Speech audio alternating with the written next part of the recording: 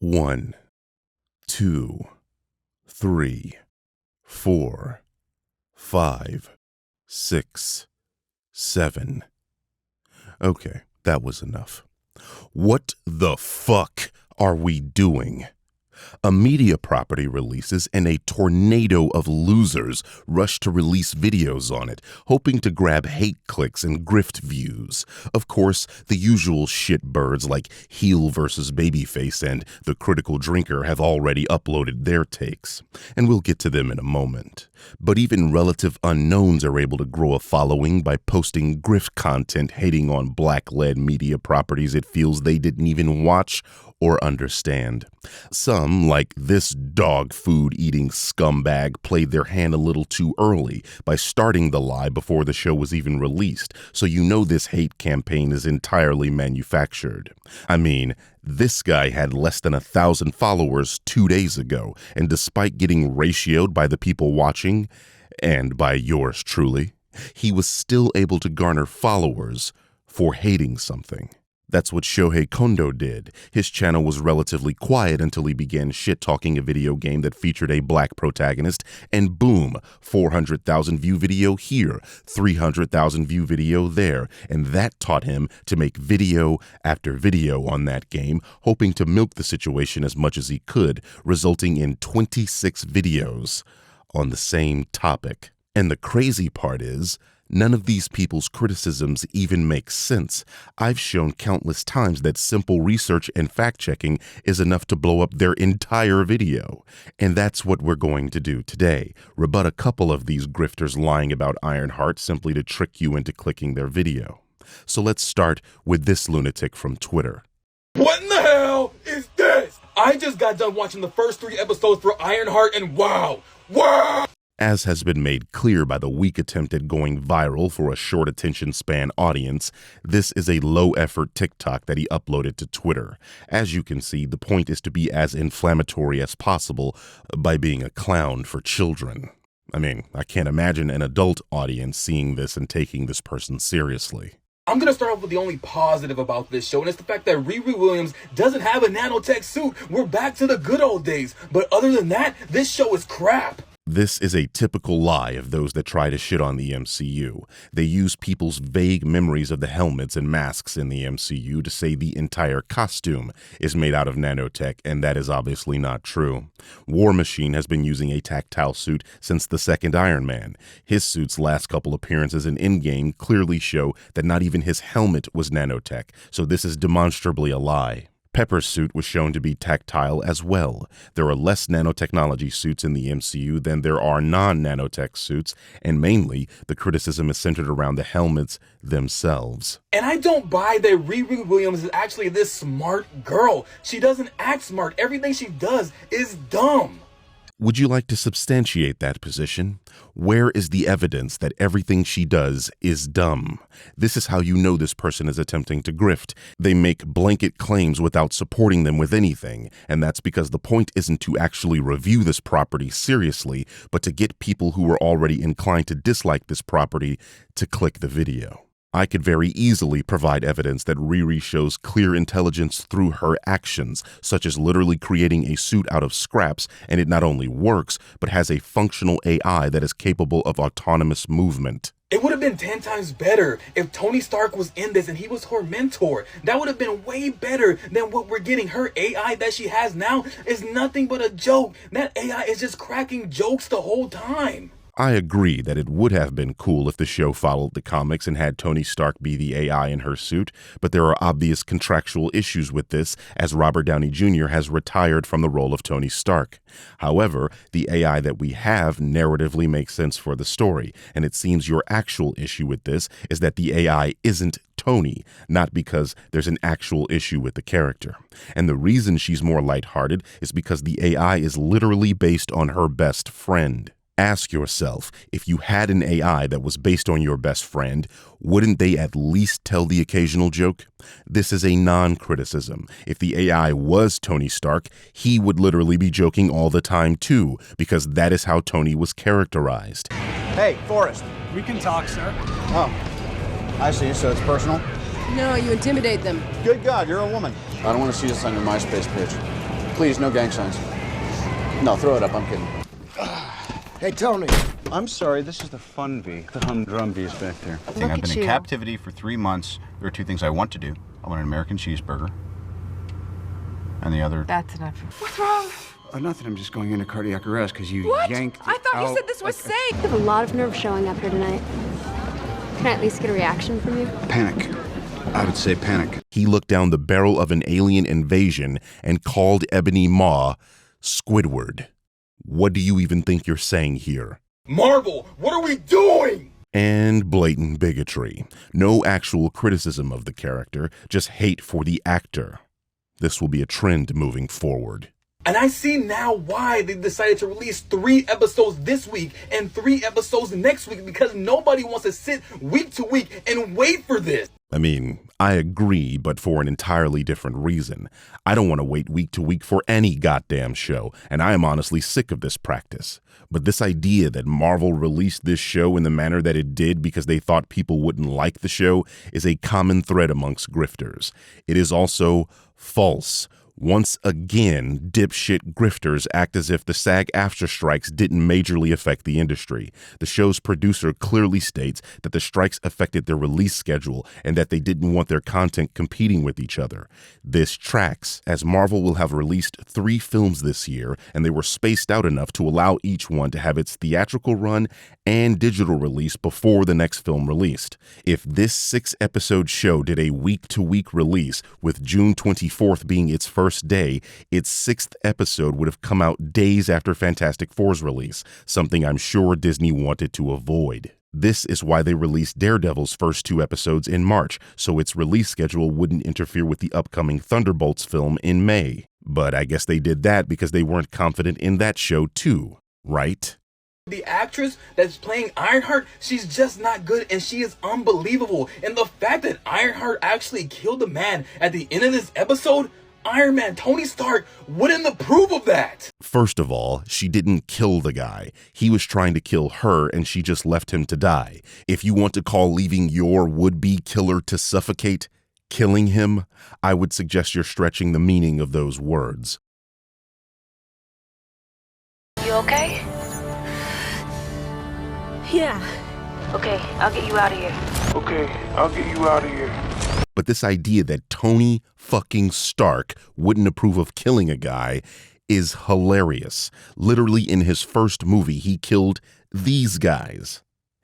And these guys. I guess the missile he shot in this tank just tickled those people. But what's even funnier is in Tony's last appearance in the MCU, he quite literally killed Thanos and his entire army with a snap of his fingers. I know they're both intelligent and billionaires, but Tony Stark is not Bruce Wayne. Iron Man kills. Hell, all of the big 3 kill. So even if he didn't approve of Ironheart's actions, he would be the wrong guy to deliver that message. Kinda like you. All right, everyone's second favorite tap dancer has a take on the Ironheart show, so let's take a listen. There must be a bot farm that monitors my videos. And I've noticed this for a while. It usually happens as one of 2 things. What'll happen is I'll do a review of something, I'll do a reaction, and then all of a sudden I'll see everybody saying the same thing over and over and over and over and over again. It's usually 1 or 2 reasons. What I suspect is that there are bot farms out there to push specific agendas, TV shows, movies, whatever have you. So the companies, they pay these bot farms to say, hey, it's great, make sure you check it out. Or sometimes there is something going on online, social media. Either somebody got something going on Twitter and all their followers are coming to parrot exactly what they said, or someone said something in a video and it's the same thing they're coming to parrot. One of the 2 things happened yesterday. After I did my reaction, I kept getting, hey, it wasn't that bad. I just watched it. Hey, I just watched the first 3 episodes. It wasn't that bad. Hey, it wasn't that bad. Riri's actually pretty incredible. Hey, it wasn't that bad. I'm like, they're all saying it wasn't that bad. As per usual with grifters, they take the conspiratorial option instead of accepting that people just like the show. He thinks Bot farms are descending upon his particular video to push a narrative, which of course begs the question, why hasn't this happened a long time ago and to more people? It's like, if they could do this, why only now and just to you? Another question Mr. Potato Head doesn't have an answer for is why don't he and other grifters call out review bombs for these properties, especially before they've even released? I mean, if the people saying they liked the show are bots, surely those that are saying they don't like a show they haven't even seen are bots too, no?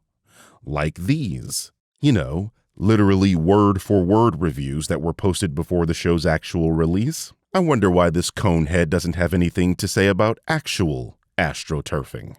Every woke box check is in this first episode that I can think of. Everything that you can think of that is woke garbage injected into television shows, movies, comic books, video games is in this first episode that I can think of. Everything, including the actual definition of woke. I'll never understand how a black man, a person from the actual community that word comes from, can misuse it the way white conservatives do. I mean, I kinda can. So, as a black person, what irritates me the most is the overused stereotypes of us. I agree. Like how we get blamed for the majority of crime when that's not even remotely true according to actual FBI data, so they then have to specify violent crime.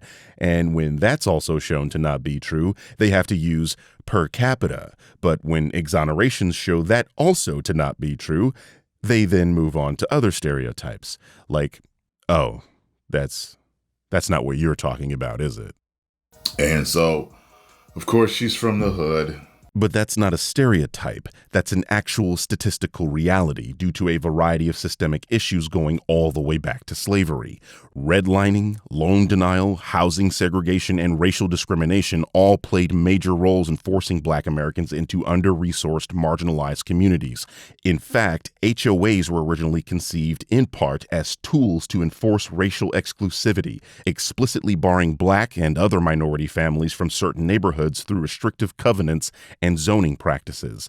This was shown in the 1948 Supreme Court case, Shelley versus Kramer, where the Supreme Court barred these housing covenants from being legally enforced. But it wouldn't be until the 60s that the Equal Opportunity in Housing Executive Order would be passed that racial discrimination in housing would cease to be federally funded. That's the 60s, Tyrone, only a couple years before you were born, meaning your own parents were dealing with racial inequities regarding housing. It was only a single generation prior to your own birth that these practices were made illegal, which means Black people were already relegated to the worst neighborhoods with no way of getting out.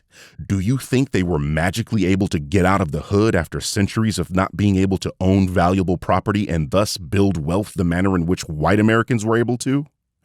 Are you stupid? What irks me, though, is that when media properties do show Black people prospering, these people still hate it. Look at the hate Wakanda gets, simply because it's a Black nation that isn't poor. You bitches hate either way, so let's drop the act. This shit is tiring and nobody believes you. I didn't like the Riri character in Black Panther 2. Thanks for admitting you held a previous bias against the character that you are now bringing to a show starring that character. Makes my job showing that you're not being honest a whole lot easier. You know, Black people notice this, is we know if you're authentically hood and if you're not. Oh, we know. We know. I like the actress's real voice and personality.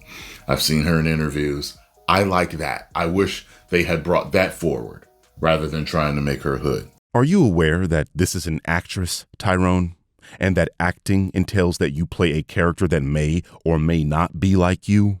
What even is this criticism? I mean, she originally auditioned for Shuri, an African princess. That would have been completely different than who she was, and it was different than who ultimately got the role. If your criticism is that a woman who grew up in New York isn't hood enough to play a genius character from Chicago, then you might just be an idiot. And for the record, nothing about this show suggests that Riri is living in or from the hood. She lives in a suburb of Chicago. This is what her neighborhood looks like. As a person actually from the hood, no, this is not what the hood looks like, my dude. You are telling on yourself. Of course, she meets a ragtag group of misfits. And what are they all? They're all minorities, and they're all stealing. This is so great, just so brave and stunning. And it just makes me feel seen as a black person. You grifters can't get your arguments in alignment at all. If the group was mostly white people stealing, you would complain that the show is showing white people in a negative light, which is exactly what the critical drinker complains about in nearly every single video, which we'll see later in this video.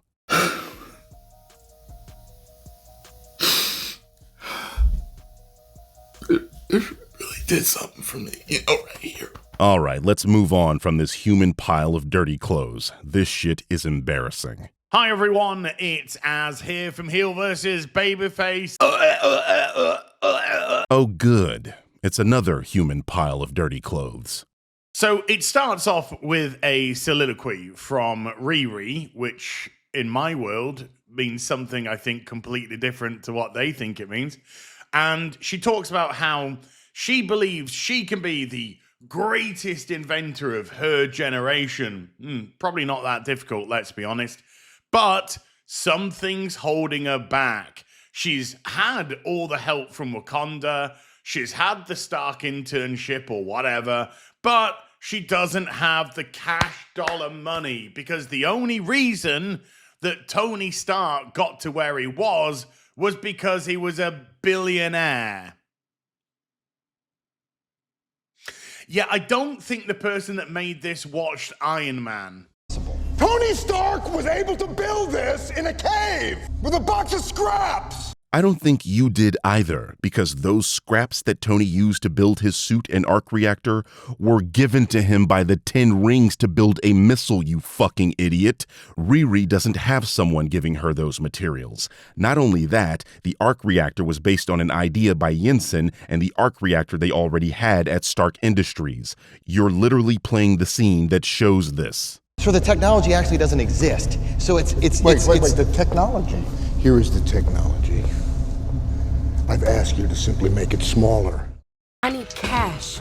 Money. Do you think Tony Stark would be Tony Stark if he wasn't a billionaire? Yes. Well then, you are wrong, sir. Tony was sought after because of his weapons, something that literally wouldn't have existed if his family were of a lower socioeconomic class. No company means no weapons. No weapons means the 10 rings don't abduct Tony and he never becomes Iron Man. This is what she's saying, that his genius coupled with his money allowed him to become who he was.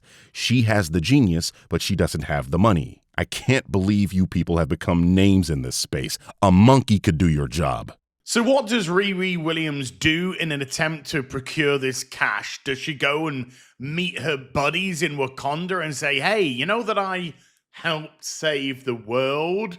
Can you advance us some coins so I can work on this iron suit? Or give me the vibranium or whatever it is that she needs tech-wise?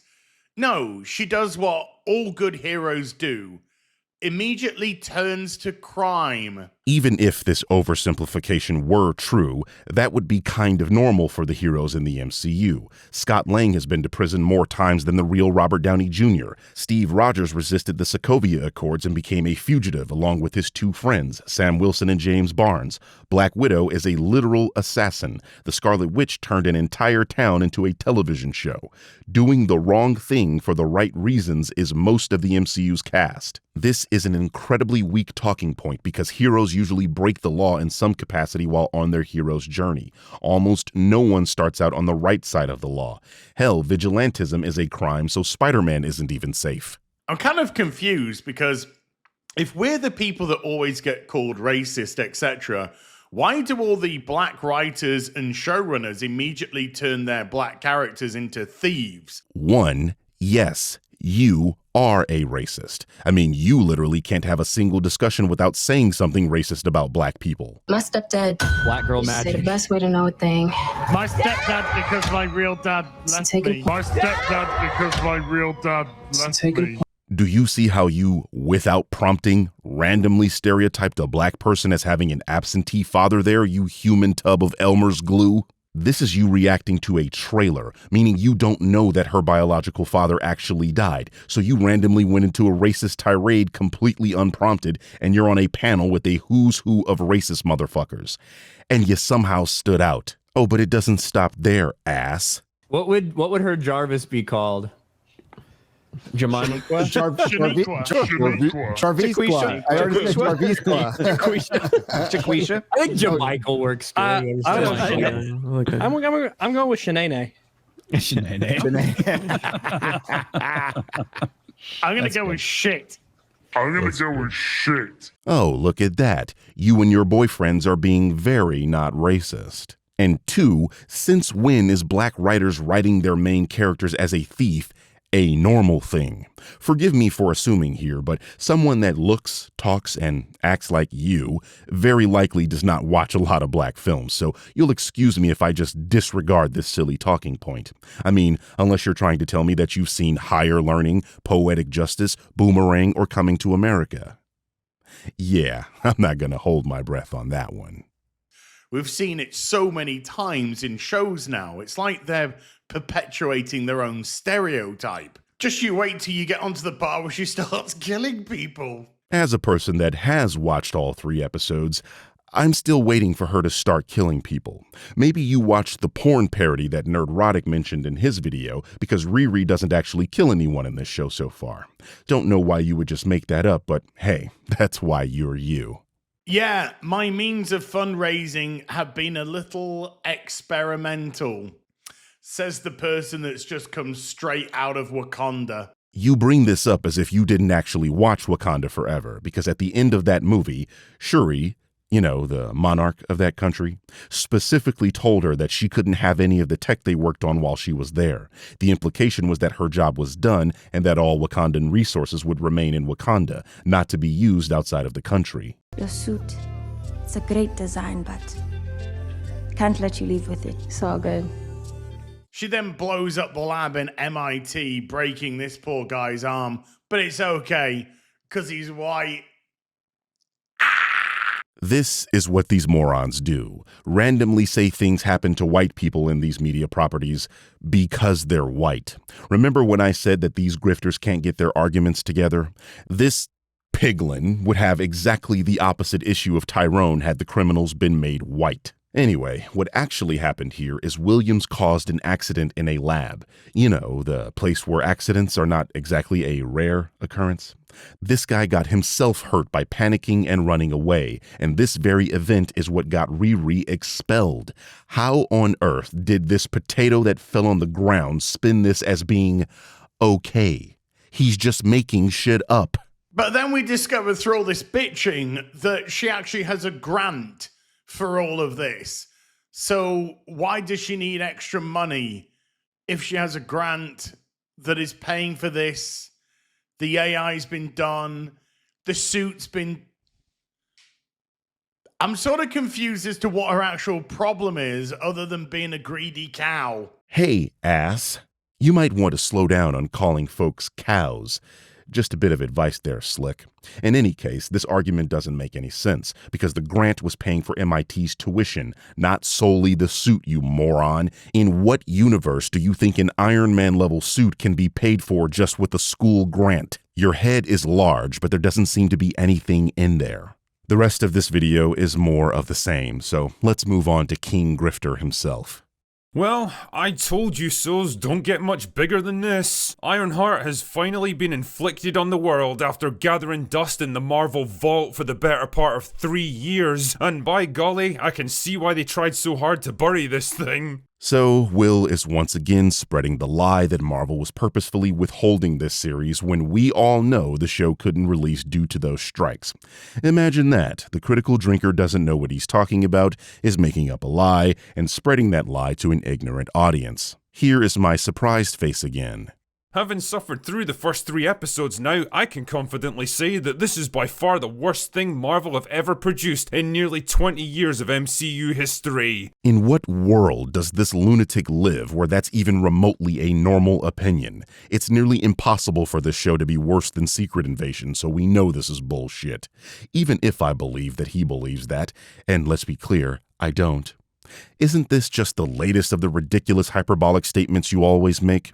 Nearly every single media property you review is a disaster. All except yours, strangely. I mean, if I searched for the word disaster on your channel, every other video's title would have the word disaster in it. You are the king of bullshit hyperbole. Oh, and these are 2 entirely different videos, by the way. I know it's hard to tell, what with them both having exactly the same title and exactly the same thumbnail, and some of you tried to argue that this man isn't a grifter. A cringe-inducing calamity of a show drenched in identity politics that have aged worse than Mickey Rourke's face. This is a blatant lie. This show is not drenched in identity politics. He is lying to you. He has a problem with a certain character simply existing. That's it. We'll get there when we get there, but you won't have to wait long. Weighed down by hammy acting and nonsensical dialogue, a protagonist who's willing to lie, cheat and steal just to repeat something that's already been done decades ago, a moral compass that changes depending on who it's applied to, and characters so obnoxiously cliched and stereotypical that they feel like a parody of corporate social justice programs. In short, Ironheart is a creative, logical and probably financial disaster.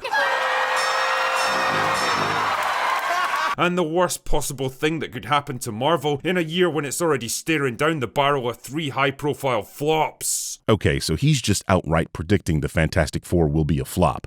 I can't wait to see how he tries to erase this from history when that film doesn't flop. I mean, the pre-sales were the best first-day sales of 2025 until Superman went on sale, and basically every box office tracker is predicting it to make almost all of its production budget on its opening weekend. Needless to say, this gon' be good. So the show picks up with nobody's favourite character, Riri Williams, a grad student at MIT who's been busted helping other students cheat on their exams for money. Riri's angry because she wants more resources to make Iron Man tech available to everyone and become even more famous than Tony Stark, who apparently only succeeded because he was a billionaire. What the fuck? As you can see, these grifters share the same brain cell, each of them coming to exactly the same wrong conclusion. I suspect that when Nerdrotic makes his inevitable Ironheart video, he will say the exact same thing. Tag me in his video when he does it. I could use a good laugh. You've already been given a free scholarship at the most prestigious university in the entire country and 4 years of funding to construct your very own Iron Man suit, and that's still not enough for you? Once again, her research project is an Iron Man suit. I don't know why you people think school grants would completely cover the cost of something like that.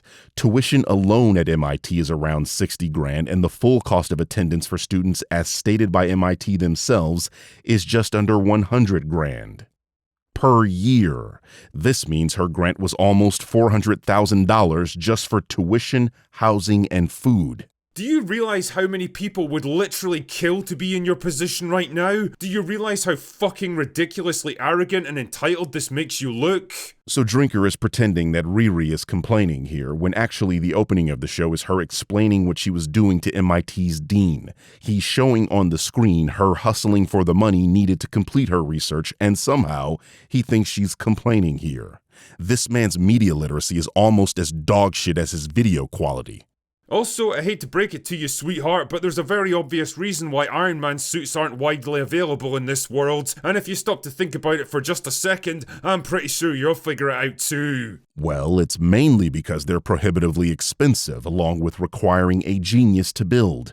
Which is her point, but this is Iron Man's legacy. He very specifically stated he wanted to put a suit of armor around the world, and his attempt at accomplishing this was the Iron Legion and Ultron. The MCU presents Tony's wish as logically sound, as not accomplishing this goal is one of the reasons Thanos was able to achieve a victory, as stated in Avengers Endgame. That what we needed was a pseudo-armor around the world. Remember that? Whether it impacted our precious freedoms or not. That's what we needed. Well, that didn't work out, did it? I said we'd lose.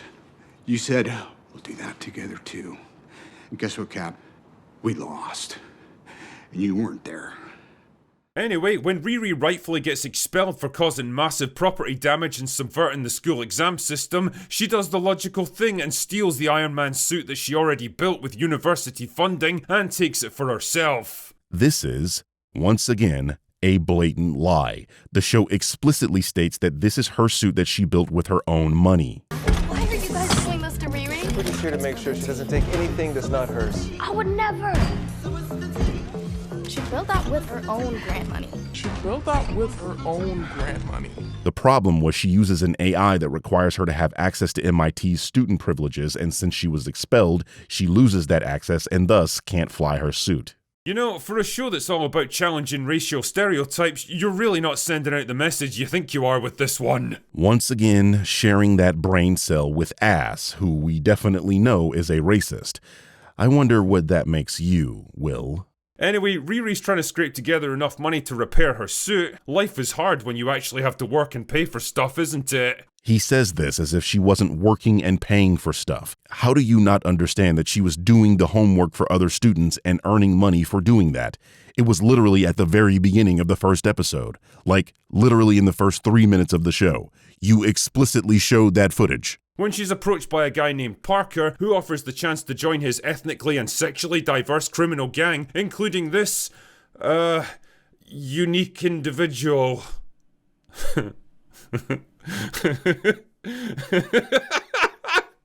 What even is this show, man?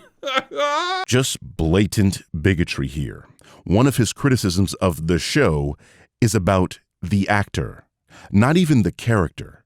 The actor. I'll never understand how this channel is not only monetized, but actively promoted by YouTube while clearly breaking YouTube's terms of service.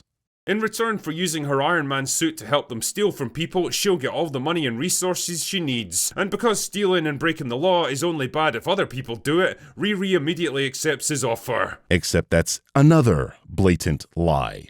Riri almost immediately attempts to leave when she finds out who these people are. Parker manipulates her by lying where the exit is and then shows her the money, convincing her to stay. Like, why lie about this stuff? We can easily provide footage of this not being the case. You know, when you're ready for the respect and the money you deserve, come work for me. No. That's a closet. I'm not getting back on that elevator. Let me show you another way. So what's it gonna cost to get you to change your mind? Consider this a signing bonus. I assume these jobs aren't exactly legal. And not exactly. Look, I don't want to hurt anyone. Theft, extortion, breaking and entering. Why?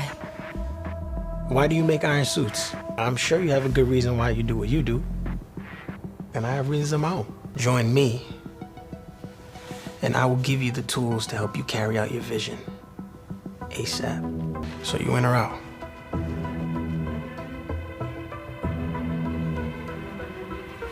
Better be worth it. She immediately accepts his offer, huh? I mean, I can understand lying about a movie that's in theaters where it's harder to get footage, but a TV show on a widely available streaming platform? Are you dumb? Like, you realize you could just take this kind of technology to any major tech firm in the country and they'd give you so much cash you could swim in it, right? But then they would own the suit because they put up the money and would likely attempt to rob her of her intellectual property. It's like, did you not watch Iron Man 2 where the US government tried that exact thing? It's literally why War Machine exists. And you really should stop trying to rewrite Marvel stories and focus on letting Mauler ghostwrite yours, Drake. Or how about Wakanda? They seem like they'd be more than happy to have someone of your talents on boards. See? That brain cell is getting a real workout. In any case, we don't even know if she can contact the people of Wakanda. Man-Ape is the king now, and we don't know his policies regarding the usage of Wakandan tech. All we know is that Shuri didn't allow it to leave Wakanda. Riri is a genius. I'm sure if she could contact Wakanda, she would have done so by now. And even then, she probably wouldn't want to after selling the car that Shuri had fully restored. Might be an awkward conversation she doesn't want to have. Oh yeah, and she also hooks up with a black market arms dealer who for some reason is a total pussy that immediately caves into her demands, gives her everything she wants, and acts like a complete simp for the rest of the show.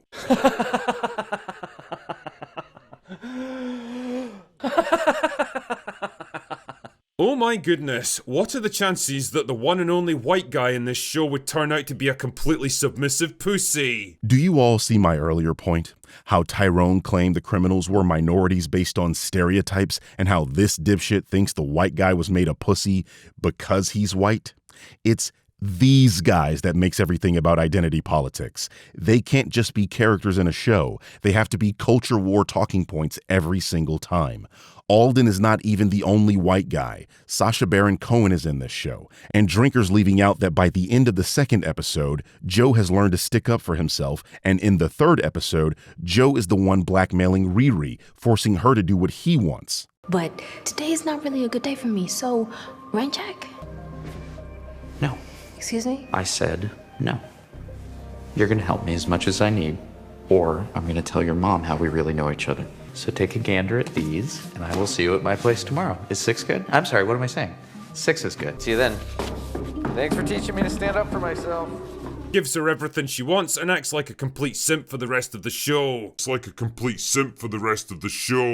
that was a fucking lie. Anyway, I think we've all had enough anti-Ironheart videos for one sitting.